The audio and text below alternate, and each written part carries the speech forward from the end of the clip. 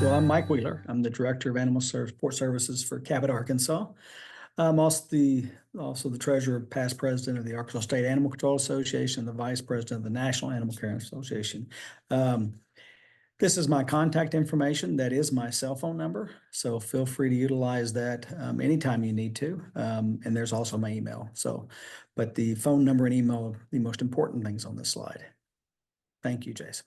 Absolutely. And my name is Jay Suggins. I'm Vice President and Chief of Humane Law Enforcement at San Diego Humane Society, NACA board member. I'm also part of the Cal Animals, which is our California State Association training committee, and I'm a trainer with the Humane World for Animals Law Enforcement Training Center. And I'm going to get us started. Whenever we do conversations about what we should be doing in the field, how we should be doing our job, I always like to look back at the history of our job and where we came from. And so I think it's really important to understand that we came from, really enforcement-based mindsets. We came from the mindset of doing rabies control, making sure that the population was safe with stray animals everywhere. I often tell the story, the first shelter that I started in animal law enforcement was right next to the river. And it was right next to the river because that's how they used to dispose of the dogs after they were captured in the 1920s when that building was first built. So we came from this heavy enforcement, hyper focus on rabies control, and then we've now moved into what is much more of what our life-saving era, our focus on leave live rates and keeping pets and people together. And it's really important that we think about how we adapt as we're changing as field services, because we don't always talk about that as much. So looking at kind of the evolution, when I talk about our job nowadays, I tell people that we went from this mindset of really taking care of, dogs and cats that were loose on the street to being in a world now where if it has anything to do with an animal, someone is calling us. Injured, wildlife. We get calls about rats. We get calls about all sorts of stuff nowadays.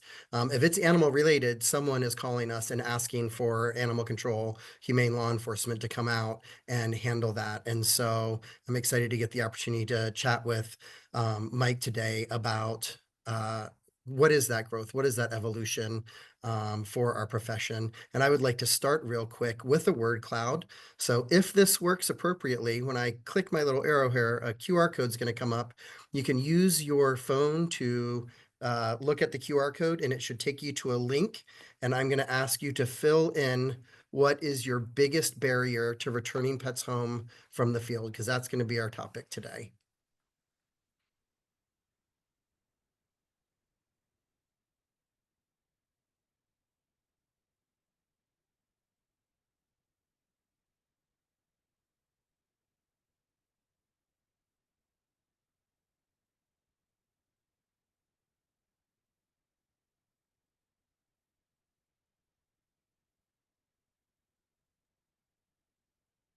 So hopefully there we go.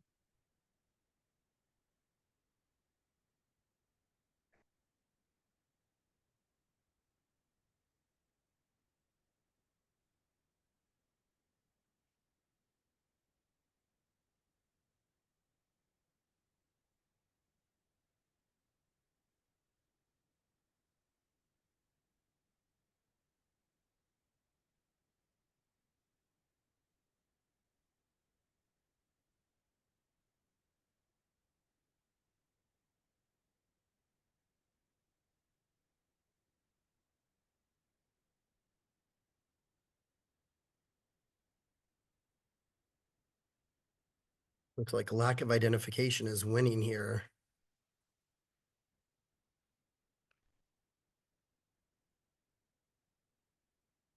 Okay.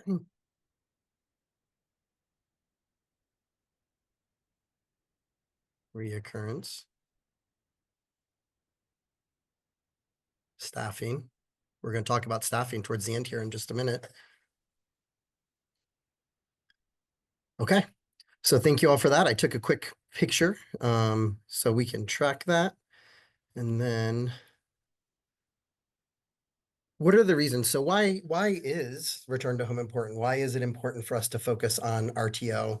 One, I think any of us coming from the animal sheltering field, we have a commitment to the human animal bond, to keeping pets and families together. We want animals to be able to stay with their families. We also want to keep animals out of our shelters. We want our community to work with us, appreciate the work that we're doing. We want to keep our kennels empty. We want to save money overall for the shelter, and I would argue also for our community members. We want to focus on the animals that need us the most. I think that's a recurring topic that I hear when I talk to officers across the US is they feel like they're constantly getting pulled away from the work that they feel is really important for them to be doing. You can also involve volunteers and get more engagement from people who maybe don't want to be in the shelter cleaning your kennels. And again, community appreciation. So with that, we're going to dive in. Mr. Wheeler is going to start us off here with some of the programs that he's using in Cabot. Thank you, Jace. The word cloud obviously was very, very informative. Everything we talked about has to do with community, whether there's ID, whether it's trust, whether it all has to do with our relationship with the community, and that relationship allows us the opportunity to get animals home. Stephen Aronson from Purdue University said the effectiveness with which animal control communicates within and outside of our organization and the messages it sends to the public helps determine in large part whether it's successful in carrying out its mission. Many of us got into this with the understanding that we like animals, and this is an animal job. When in reality, this is a people job. By helping the people and understanding the people, we're able to help all of the animals. So when we look at how we're viewed in the public, it 100% affects everything we do. So if we're, and as Jace pointed out earlier, we started out as heavy enforcement. Rabies control was it, and then it was rounding up all the strays and writing citations for folks who couldn't keep their animals put up. That's where all of this started. So we've shifted from that to more of a community policing model. And when we did that, and we're in a growth of that right now across this country, we've learned that by being out in the community and talking to the community and knowing the people in the community and them trusting and believing in us, we're able to get a lot more animals home, and we're able to get a lot more done without a citation. So one challenge that we have in our department, and I challenge others to do as well, is look at your compliance without a citation rate. If you don't know what your compliance without a citation rate is, then you really don't know how your community feels about you. Ours currently, we're at 98% compliance without a citation. That's a big deal. That means we have a lot of happy people who aren't getting citations, but they're complying. So, and that also helps us get animals home. Chase, next slide, please.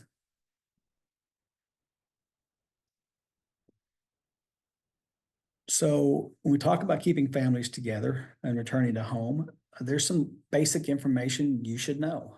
If you don't know what's wrong, you don't know how to fix it. So, what is your return to home rate? Do you know that in my shelter, that if an animal comes in, a dog comes in, it's only 17% of the time it's going to go home if it actually makes it into the shelter. Cats are less than 1%. So you have to know that rate. What's your average length of stay? That's important, because if an animal does come in, we know that only 17% of the time it goes home. Well, that other 83%, how long are they staying with us? How much staff time, how much resources is it taking, both physically and mentally? Because animals don't always progress at the shelter. Shelter is the worst place for an animal. So as animals, their behavior deteriorates, their medical deteriorates in some cases, how does that affect your staff? And then what is your euthanasia rate? Because that has an effect on the staff. We all know the compassion fatigue language, but how many people review that all the time? How many people go through compassion fatigue training, put their staff through it? Euthanasia is very detrimental to staff morale. It's also, what is your turnover rate at the shelter? That's important. How often are you having to retrain because your euthanasia rate's high, or because your length of stay is high, because you're overrun with animals? And it's a very stressful job. I applaud every one of you for being in this business. It is not an easy business. I tell people all the time, this is probably the hardest business to be in from a mental and physical standpoint. When I started, I'd tell my officers and my police chief and everyone, city, mayor, city council, and everybody, that when I went to somebody's house when I started, people look at pets as either family or property. And when I started, when I went to somebody's house, my public hated us so much that they thought I was either going to take their daughter or their TV, and neither one of them made them happy. So what is your turnover rate? So by keeping animals at home with the public, you're keeping them out of your shelter, you're keeping them out of your pens, and people are much happier. Your staff is much happier. Next slide, Jace. Thank you. So we have lots of community programs, but these are three specifically to cover officers in the field and stray animals. First is our 3 Ps. Next slide, Chase. So our 3 Ps, my officers are required every day, every officer is required to make 3 random stops. Not leave the office to go to a stop, just 3 random stops, either to a non-emergency call or back home from, or back to the office from a non-emergency call. Just introduce yourselves. Hi, you know, the little old lady planting flowers in her garden. Somebody out walking their dog. Stop at the flower shop, anywhere, but 3 stops a day, and just, hi, my name is Mike Wheeler. Officer, City of Cabot Animal Services. Here's my card. Just want to let you know we're here if you need anything from us. That's it. Shake a hand, pass a business card, move on. I will tell you though, if the little old lady's in the garden, that you're probably going to be more than a 5-minute stop. But all the other ones are usually 2 to 3 minutes max on a stop. Then they turn in their sheet every day with the person's name and the address where they stopped. That's all. I don't want a whole life history or anything, just a person's name and stop. And then once a week, my supervisor then takes that list, and they'll pick 3 names and 3 addresses from that list, and they'll go out and do the same thing. Hi, I'm Mike Wheeler. Officer Harris stopped by a few days ago, gave you a card. I just want to give you my card, let you know that we're here in case you ever need anything. Now, will you get a call from them? Maybe. You may get complaints right on the spot. But we've been doing this since 2017. And it has really put us in a better light with the entire community.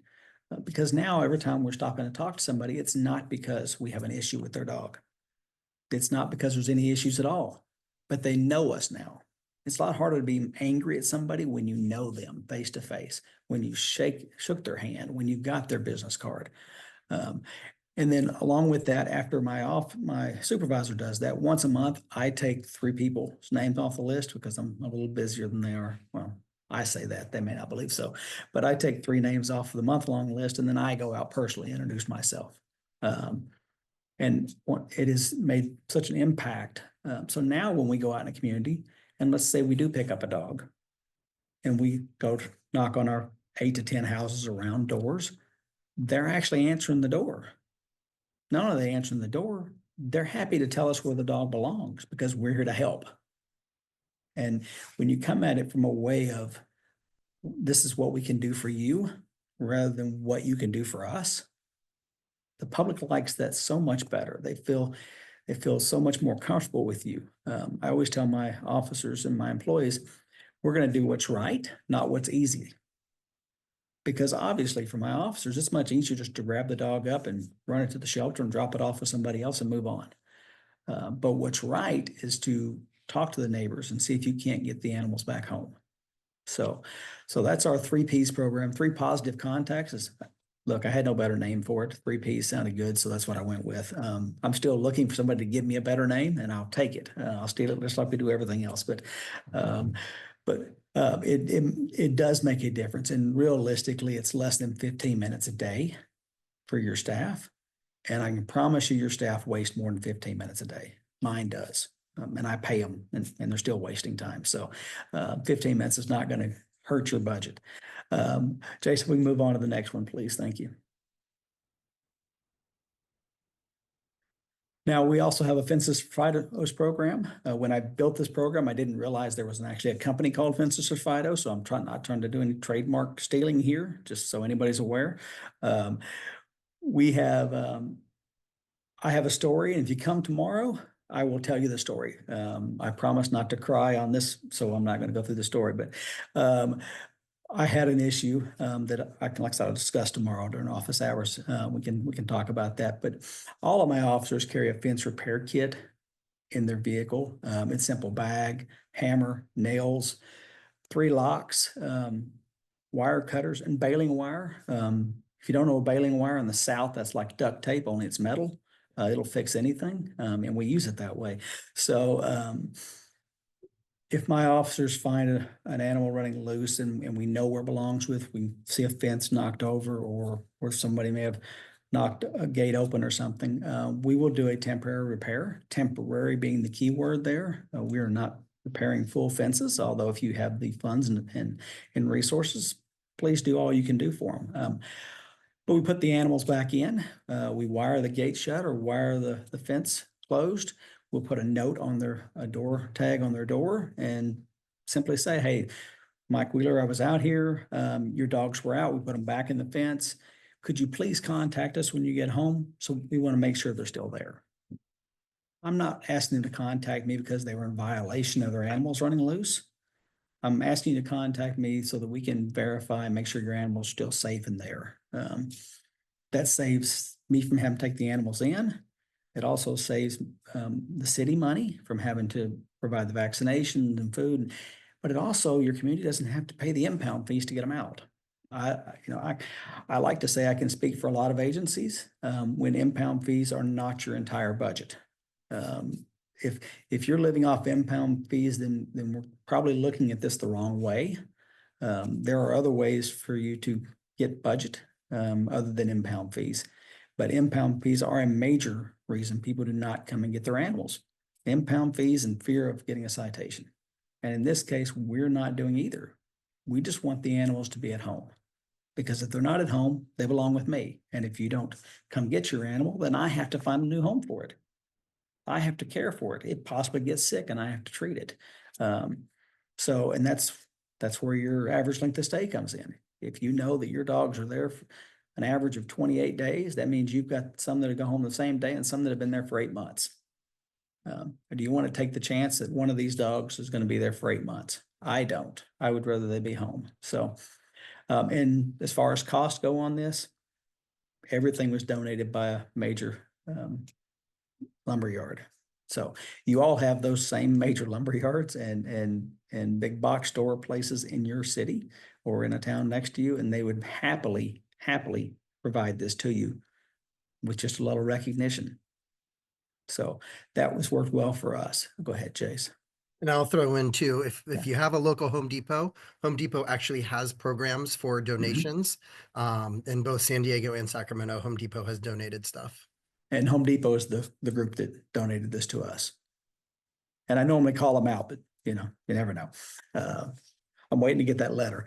This is just some simple repairs to a chain link fence. You can see the wire on the post there. We put it back together. Go ahead, Chase.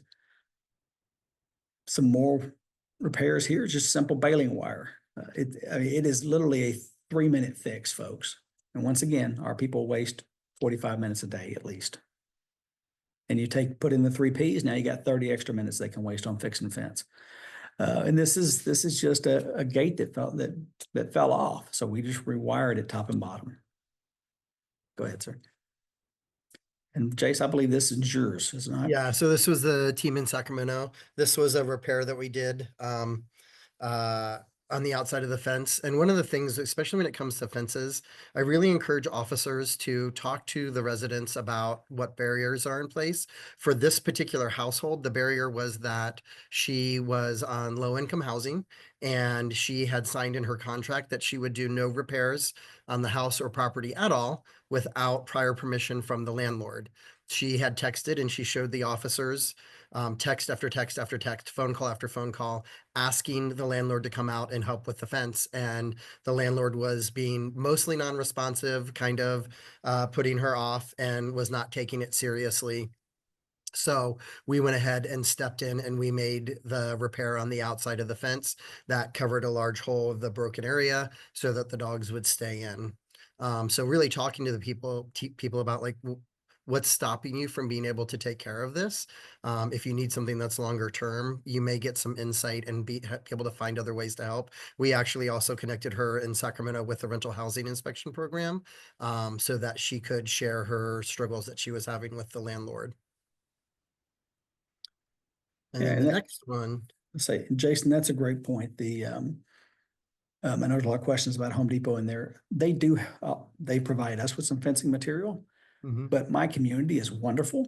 So if we put out that, hey, we have a resident whose dogs, it's a tenant property whose dogs can't stay in and we need more than temporary repairs. We almost always have a group of individuals from a church or another organization that will go out and take care of this and help them. So trust your community, and they'll trust you. yeah. Generally for the Home Depots, you just have to go in and talk to the manager of the store. Each store is allowed to manage their own donation programs typically. In this article, I Googled it. I wanted to see what would pop up. This is a lovely story out of Walton County, Florida. A veteran that was having trouble keeping his livestock contained, and animal control from Walton County went on out there and helped repair a whole bunch of his livestock fencing. So really excited to be able to Google and actually find stories popping up nowadays about these types of programs. So our next program, this one is one that you can use for the shelter side and the animal control side. I've raised my hand. How many are dispatched out for stray animals? I am normally, and sometimes those animals are contained. Sometimes folks have a hold of those animals, and that's where my first 48 program comes in. It's nothing new. It's nothing innovative. There are a few aspects of it that are a little differently. First of all, when somebody calls and says, "Hey, we've got a hold of a stray animal, or we've picked one up, or we've got a hold of us in our backyard," we just ask them. We ask them as compassionate community members to hold on to the happy, healthy dogs for 48 hours. 48 hours. I have learned a long time ago I can do anything for 48 hours. I mean, dang, I can diet for 48 hours. That 49th hour is where chocolate comes in. So when we look at that, these people already care. So the ones that have a hold of the animals, they already care. Some of them have already picked the animal up and put them in their vehicle. Some of them have put them in their house. Some of them just in the backyard. But these are people who care about the animals, and they've allowed them to come with them, house, car, backyard, whatever it is. So we know they've already formed that connection, because how many people have already driven by that animal during the day? How many people have looked outside and just walked back in and didn't let the animal in? So we work on that compassion. And we also know by my data, and if you don't know your data, this is where you have to know your data. You really do have to know your data, that almost 80% of the dogs are found less than a quarter mile from their home. So when we have somebody pick up a dog and bring it into us or call us to go get it, and we do actually pick it up and we bring it in, and then the owner does come get it, we know that it probably came from right around the corner. But only 17% of my dogs go home if they come in. Whereas I'll show you some numbers here in a minute that when somebody participates in this program, almost 70% go home, just by the dog staying in their area and doing a few simple things that we have. We have it on our website, cabotanimalsportservices.com. You can look at that. We have step-by-step for what you should do. But we really do play on the compassion of your community members. And very rarely do we have them tell us no. And that's helped us out tremendously. Go ahead, Chase. So here, these numbers are very hard to track. So this was our first full year of doing it, because most software companies, animal software, don't have this ability to track this type of information. So we're working on that. But our first full year, we took in a total of 363 strays total. that year. But the key to that was we had 594 participate in our first 48 program. So 594 animals did not come into our shelter for the first 48 hours, just because we asked them, just for asking. And I think one of the biggest difference in our program and others, when somebody, hey, can you hold on to this animal? We're full, hold on to this animal. We never say we're full. We're full. We're always full. We just never say it. And we give them a date and time to bring the animal in or for us to come out and get it. So we set right there on there, we set an appointment. We can come back in. Today's Monday. We'll set an appointment for Wednesday, 1 o'clock or 3 o'clock. Which time is better for you? We give them a choice. When they make a choice, they can't be wrong, right? So we set that point. So there's an end date. Open-ended. Well, can you hold this animal? Well, how long? Is that a month, 2 months? Is it 3 days? Am I going to have this forever? So that 48-hour time period really does help out with this. But we had 594 participate. We only had 177 say no. And you know what? Saying no is okay. Saying no is perfectly okay. If the animal is injured, sure, bring it on. Bring it right in. It's a great thing. We'll come get it. We'll take care of it. If you don't feel comfortable with the animal, if maybe it's a little aggressive, once again, be right out. But we only had 594 say yes, 177 said no. 387 of those, 65.5%, went home without ever stepping into the shelter. That's a big deal. In my shelter, that's a big deal. If I can keep out 65% of those that hold on to the animal, if I can keep those out of my shelter, that's freed up staff time, other resources where we can work on getting the other animals out. We did have 186 of them brought in. And you know what? That's great too. We tried. We had 11 given away. Some people say, oh, they gave away somebody else's animal. Yeah, but that's 11 that I didn't have to adopt out. I find out who they were given to. We offer them spaying and neutering resources, microchipping, and all of that. And we've already got their information. So if the owner would have come forward, we would have given the information to tell where they're at. 6 people kept animals. Every day on these social media groups, somebody's keeping one of them. And there's always a post out there that, well, if you don't find the owner, I'll take it. These people are much better at this job than we are. That's why you have all these, found animal groups. They're so much better than we are at this. And then we got no response from 4 people. And that's a very low number. So I'll take that. But the key was the majority of them went home without ever coming into the shelter. And that really, really helped us out. Go ahead, Jace. So after this, I will send this out to Haas. I have my first 48 protocol talking points. I call them talking points. My staff likes to look at them as scripts, but I like to have conversations, so they're more of talking points. And I will tell you, this is some of the most detailed talking points I've ever done. It goes through how you intro the program. It goes through conversations. It goes through objections. So, well, my dog doesn't like other dogs. Oh, wonderful. I understand that. I don't like every other person, so I can make sense of that. But you know what? So that we can keep the animal in the close proximity, because only 17% are going to make it home when they come in. Is there a neighbor you think can hold on to the animal for you? We'll still help with all the resources. We'll still help with the printing, printing off all your brochures and putting on social media and all of that. But is there a neighbor? So there's several objections in those talking points, but I'll send that out as well. And then one of the most important thing is the after first 48 form. You have to follow up, which is the hardest part of this program, is making the phone calls to find out what happened to the dogs, because you want to see if they went home.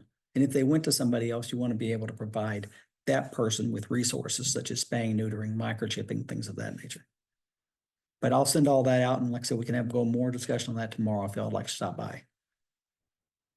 Go ahead, Chase.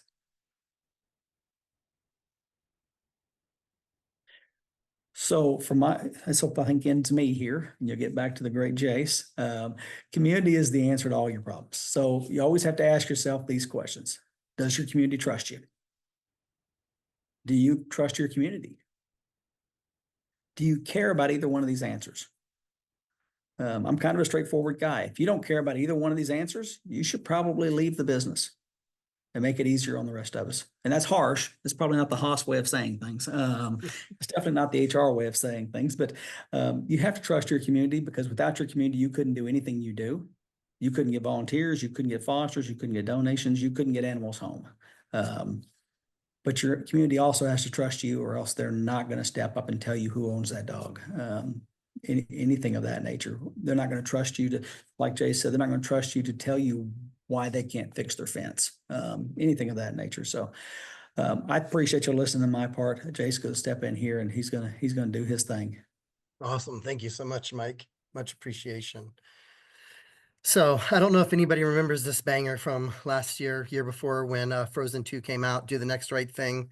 But I've kind of adopted it as my little mantra for my team, and doing some research. I think it really can be traced back to Carl Jung from early 1900s. He had a kind of Dear Abby-ish column, and people would write into him with their struggles, and he was often quoted as telling people, you have to do the next best step for yourself. And for me, when I think about this saying, and when I'm sharing it with my team, and really I'm going to talk to any supervisors in this room, we have to trust our officers out in the field to be doing the next right thing. And I recently was at a training, was talking to some officers, and one of the officers shared that the field team is not allowed to return animals back to owners in the field. Animals must be brought into the shelter so that, information can be tracked, fees can be taken in. And I think there's so much importance for these officers who are boots on the ground out in the field, the ones that your community members see day in and day out, to be able to make that next right decision. And more often than not, that next right decision is going to be to spend a little bit of time trying to find the owner of that animal and getting it back home. And we're actually going to break that down into dollars and cents in just a little bit. I'm going to hit on a couple of other little program topics. Petco Love Lost, if y'all haven't found it, they just or started using it. They just released a new mapping system about 2 weeks ago. My wonderful friend and colleague, Gina Knapp, who I think is sitting out in that audience somewhere, shared a lot of this information with us, and I'm going to get you her contact information too. But if you go to the Petco Love Lost website, you see the arrows here, you can make your own sign in, and you can put your own pet's information there if you want, but you can also just click that you found a pet. And I have some other pictures, but I'm going to do this. I went through, this is just a quick little video. I videoed myself going through and looking for the animals. You'll see that I put in the address where I found the animal. I did the nearest cross street there. I did not have a photo of the animal. Didn't have to do that part. I just said search all pets.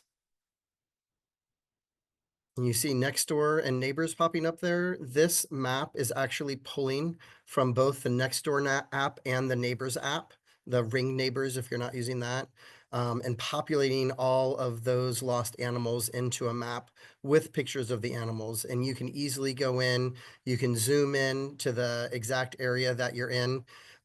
You can filter over here. You see I'm filtering by I just want to see dogs. It'll apply that filter for you. You can go in, you can look at the dogs that have been listed as lost in your area. For this one, I wasn't signed in. If I had been signed in, you'd also see the little shelter buildings, and it'll show the shelters. And if you click on that shelter building, it'll show you the animals at the shelter.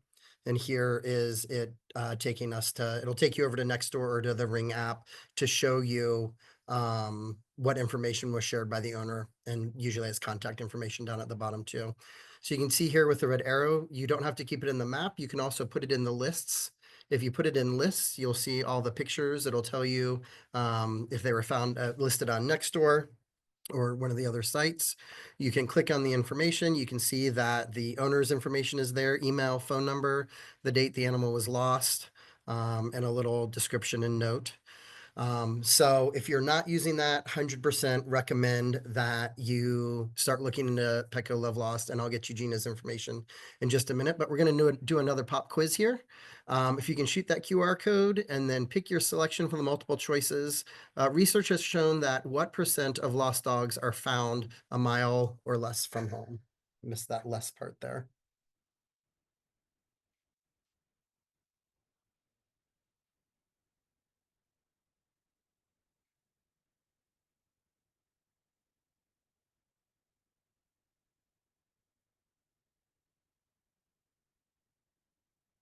%88 of you are saying.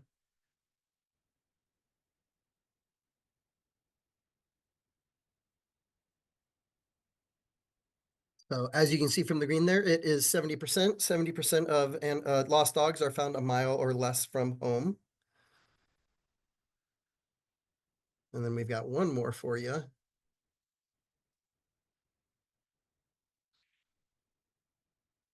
So, nope, that one's going to give you the answer apparently. What percentage are found less than 400 feet from their home? What percentage of dogs are found less than 400 feet from their home?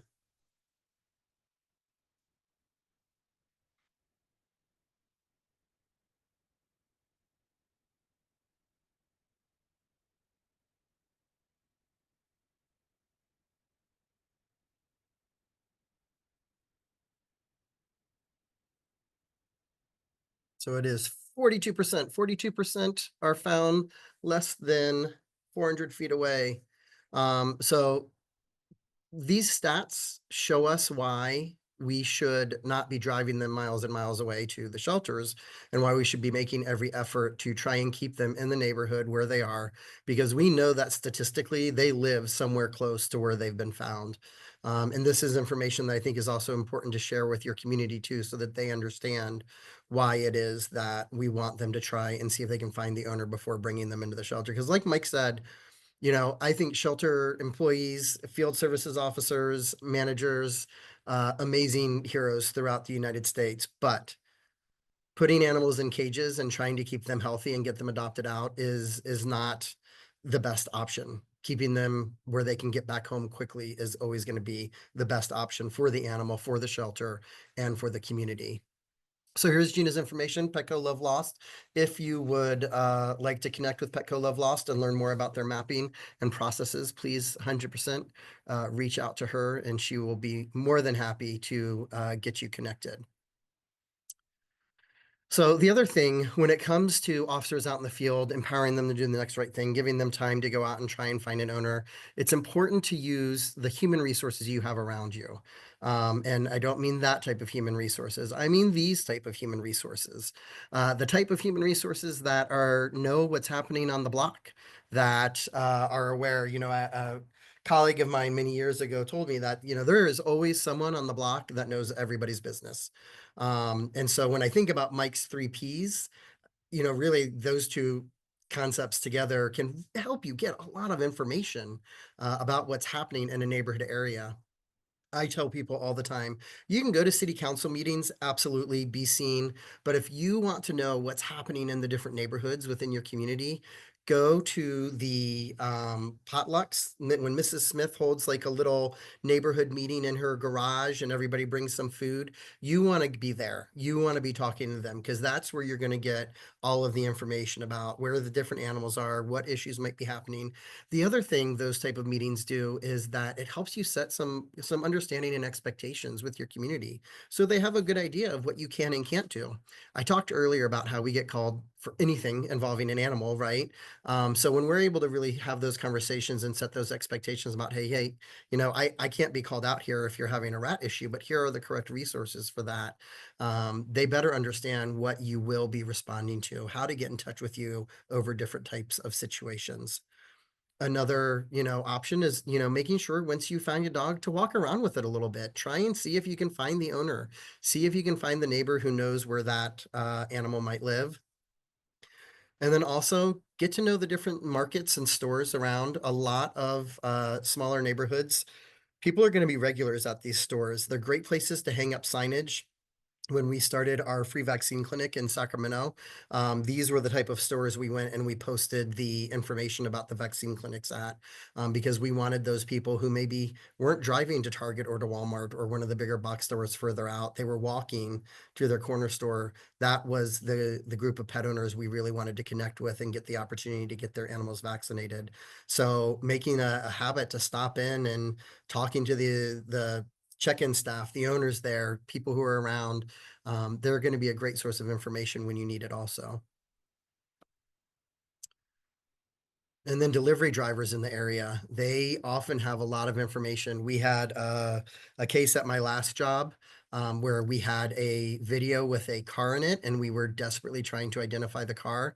And it was stood out a little bit. It was a higher end model car, and I remember walking down the street with the picture, and USPS delivery guy drove by, and I flagged him down and showed him the car, and he was like, 2 streets over. That's where it is. And we were able to find our suspect based on that. So there are a lot of people who move inside and outside of the neighborhoods and the communities that you can connect with to try and see if you can find the owner information. So here's a little breakdown, kind of looking at money. I'm going to share these are based off of California cost of living and salary. So I realize the numbers won't be exact for everyone. But if we look at what an average ACO salary is, and then looking at average costs for length of stay, RTO, it can cost about $250 for a shelter to house an animal for the average length of stay. If we look at a community-centered approach with having an officer, allotting officers, empowering officers to spend 30 to 45 minutes trying to find the owner of an animal, the cost difference is exponential. Even if you add in boards and nails and talking for a few minutes about confinement and why it's important, you save about $200 per animal. So I'm really in this space right now where I really feel like the field is the future. You know, our shelters are full across the board. Everybody's looking to get animals moved around, and it always comes back to me in my mind. We need to have more boots out in the community, keeping these animals in the homes in the first place so they're not coming into the shelter. So yeah, field is the future. And when you break down the money and you look at what is it going to cost us to have bodies out in the field doing this work versus bringing these animals in, and this does not account for disease outbreak, any outside of the normal type of medical care or treatment you might need to do, or anything like that. And so when I think about what these types of programs can help, they can save staffing time and stress. Maybe there's going to be less sick days, maybe less calls for service because you're engaging with the community using Mike's 3Ps, and you're connecting with those corner store markets and talking to all the people around the neighborhoods. You're getting more fosters. You're meeting more people. You have more people interested in your programming. Maybe there's going to be less staff injuries, less facilities wear and tear. You're going to increase life saving. You're going to decrease your shelter population, increase your community connection and understanding. And in my head, when you start putting together programs like Return to Home in the Field, you can start looking at maybe more job satisfaction and less turnover, especially for officers. There's no better feeling than seeing a dog go full wiggle butt and jumping up when you get them back home and you connect them with their owner, and giving the officers opportunities to have those type of emotional experiences some days is really important too. So my question to you is, how are you going to commit to doing the next right thing for your field team and your community? And with that, 3 minutes over, but that is all.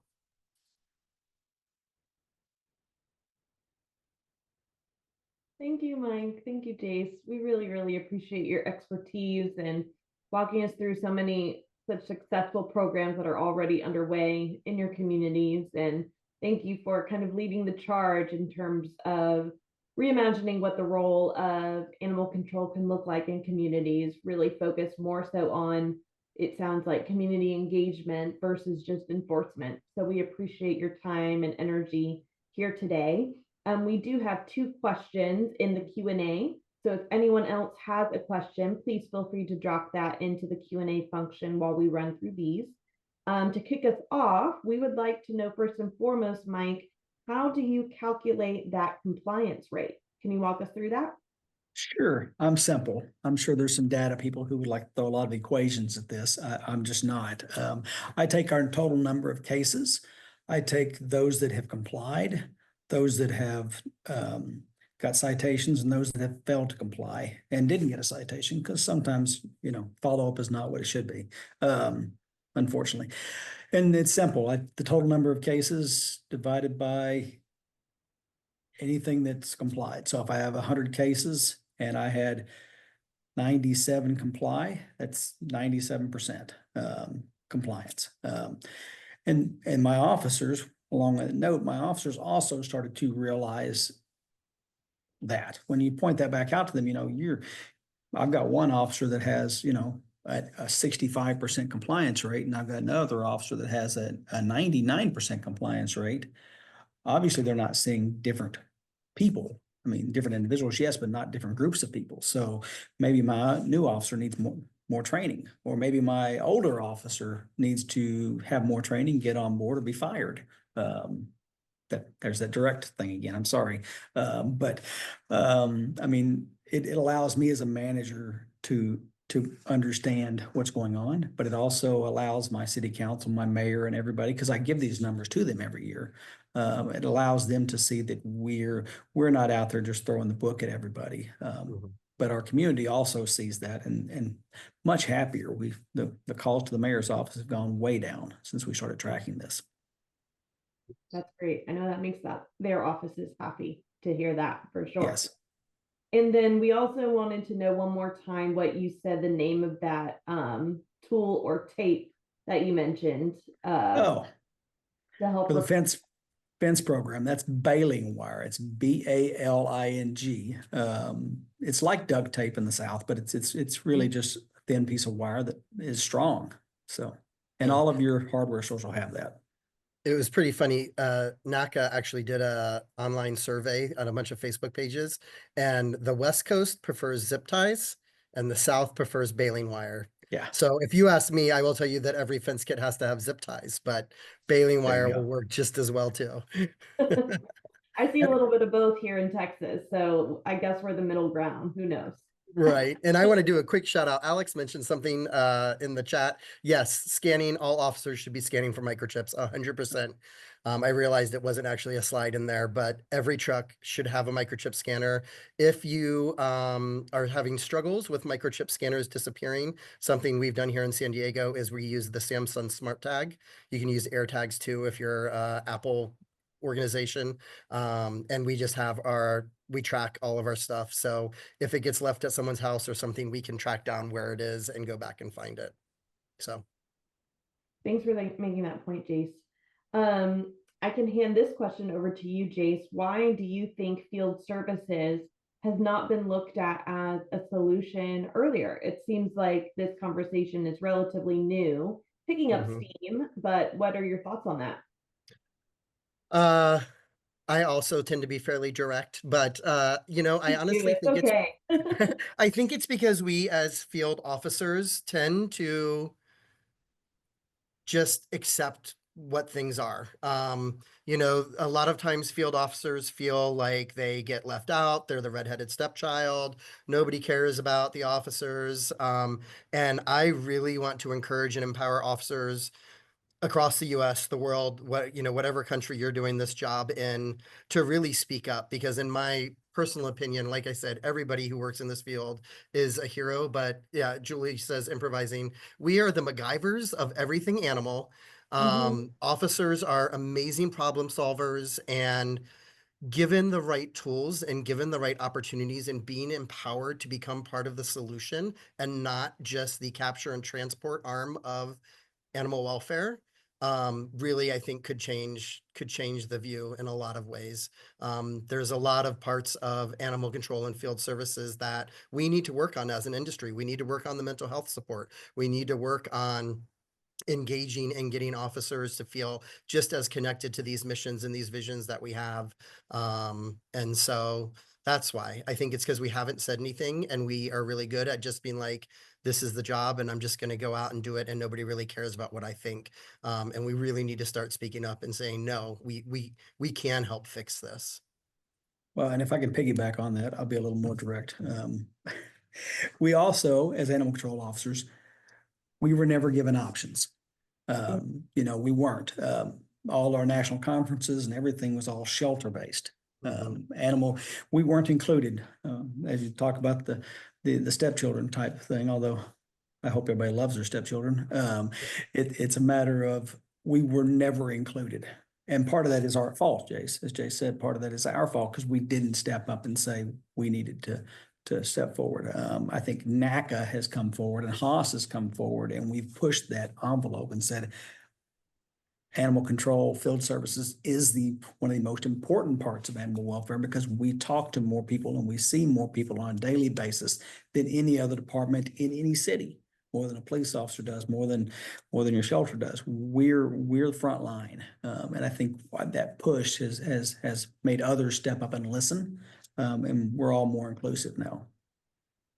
I really agree with that sentiment, Mike, and I appreciate you kind of being direct and showcasing that the stereotype of the Disney dog catcher that I know Jerica, the executive director of NACA, really likes to use is really the sentiment that some people still carry. And in fact, all of our officers are the front lines of not only public safety, but pet safety. And so I appreciate that perspective. This could be for either one of you. We do have about 5 minutes remaining and 3 questions. So the first one here is for a population of just over 800,000 people, do you have a recommendation on how many officers should be staffed in that county? I recognize too that ACOs are usually lower staffed. And so if you could maybe wave a magic wand, what would you suggest? I'll jump in and just say the population alone is hard to work off of because it depends on if it's an urban, suburban, or rural environment. You have to consider what the drive time is like call to call. So I'm going to go off of an urban environment because I primarily worked in urban environments. I would say for 800,000, you would need, and this is based on no algorithm except for my own personal experience. I wouldn't want to do 800,000 with less than 20 officers if you're doing any type of proactive programming. If you are only reacting to calls, you can probably get away with 15 to 16. But if you want to do anything proactive out in your community, you're going to have more. And that's one of the problems we have with our staffing levels is that we only ever focus on reactive programming when we look at our staffing levels. And we have to start looking at what can we be doing proactively in the field. And you need to have staffing to do that. Go for it, Mike. Well, and I'm going to piggyback on that because Jace gave you some quick numbers on the cost of an animal to come into the shelter. I do want to let everybody know that don't go to your leadership and say, look, I can save $200 a day if I keep more people in the field, because you can't. That money is shifted over to the community side. I know with Haas, we got into a lot early on thinking of how much money we could save by keeping animals out. And the reality is you can't save much money because of these programs that Jace says that you have to be more proactive programs keeps animals out. Once again, we're always reactive, but those proactive programs take time. They take manpower. They take money, but to Jace's point, you may need 20 people involved in that proactive program, but you may only need 10 officers and 10 other staff, community street team or something. So it's very hard. I'm rural here in Arkansas, although wasn't long ago we were bringing in 3,400 animals a year. I'm still very rural here. So if you're in a large county and it's a lot of rural population bases that are spread throughout, that you could need more or you could need less. And it really depends on what your involvement is. If you're a dog catcher, and we'll just say that word out there, all you do is go out and catch dogs. You know what? If I was the county judge, I'd give you 5 people and that's it because I don't want you catching any. But it's just going to really depend on every situation. And either me or Jace, either one, be happy to look at where you're at on an individual basis and work through some scenarios with you on that. I spoke up for you, Jace, but I'm good at that. No worries. I was going to say, Mike mentioned different types of positions in the field. I did just want to share, I didn't have a slide on it, but here in San Diego, we started a program called Humane Field Technicians. They're non-sworn, they're not officers, they don't have badges, they drive a truck, and they handle injureds, wildlife, everything that you don't need a badge to do, because our officers do spend a lot of time working on calls that you don't actually need that badge for. So finding other types of positions you can put in the field can be very helpful too. Well, thank you both so much for your expertise. We are just about to hit the hour. We do have 2 questions remaining, but I'm going to save those for office hours tomorrow, just in the interest of time.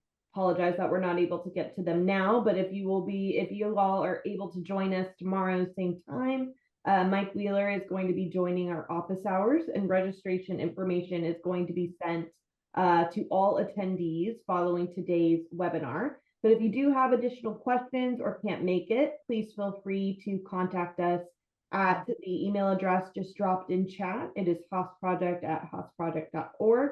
And again, just thank you so much for being here. We really appreciate your time and energy. We also hope that you will take some time to thank or communicate with the ACOs in your community. And if you want to find out more about Lost Pet reunification related specifically to field services, you can check out our toolkits on the HOS website. Mike and Jace, any closing thoughts? I would just say thank you, and just make sure you do what's right, not what's easy. Yeah, nope, absolutely. Start looking at your officers and empowering them. Ask them, like, what if you could wave your magic wand, how would you want to handle these different situations? Our industry has often thought that we know what the answers are. On a slide, you may have seen the question across the bottom, what does me helping you look like? We need to spend more time talking to our community and our team members to find out what it is that's going to be successful for them. Completely agree. Thank you both so much, and have a wonderful day, everybody.